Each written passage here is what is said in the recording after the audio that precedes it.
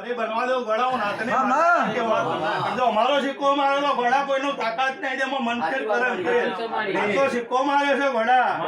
એનો સિક્કો મારેલો રસી કોઈ દાળ ફરવા દો તો નાદમાં મારું પ્રગટ થયેલું અરે કશું ના બને કોઈ આરો ના રે ખારમાં ચલમ પેન પૂછો ચલમ પેન બોલો લેખ ના લખો મારો ખારને માતાનો ઘણું જતું તો મારું એ ખારમાં પ્રગટ થયેલું જ હતું અરે તો જે ભાઈ સભામ ડોળ આવે તો હું છેલ્લી વાત લાલભાઈ કહેતી જાઉં જો મારો ડોળ આવ્યો છે હું બોલું છું પડવા દો રસિક ગુજરાત મારું 77 નું વેણ છે પણ સમય આવશે ઘોડા ખાપો ફરી નવેસર થી વાગશે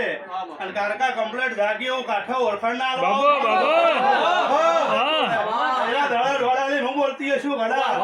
ખર્ચા રાવના રચાવો અને કે ત્યાં મારું તમારું દેખાડું દેખતું રાખે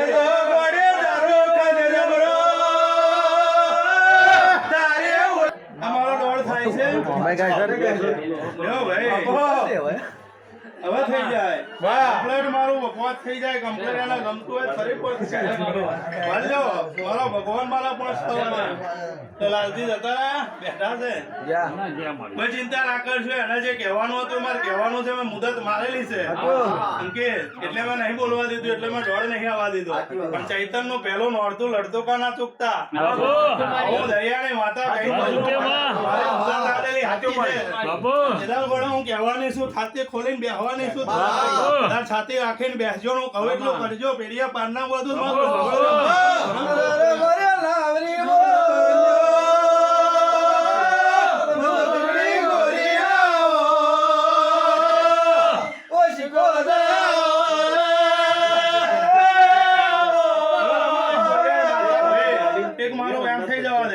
મારું બીજું વાર મારું થઈ ગયું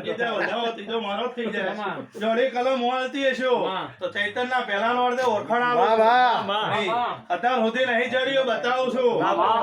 અને એવું તમને પ્રમાણો કાલ આલી દીધું છે આ જગ્યાએ હજુ છે તમે મારા રણછોડ ને ભૂલ્યા છે હું નહીં ભૂલી તમે બધા ભૂલી ગયા પણ હું નહીં ભૂલી સાચો ફારીઓ મેં બંધાયો છે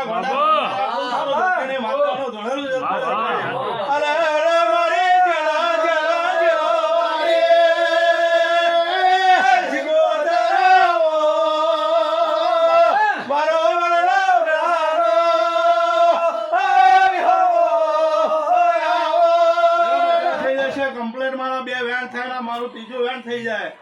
વડીઓ જમાયો મારો વધાવો થઈ જાય કે ત્યાં કમ્પ્લેટ બીજો વધાવો થઈ જાય જા પહોંચ આ હોના નોડ તો હોના ના લખુદ મારું જોગીને વાતાનો ધોળેલો નથી આહો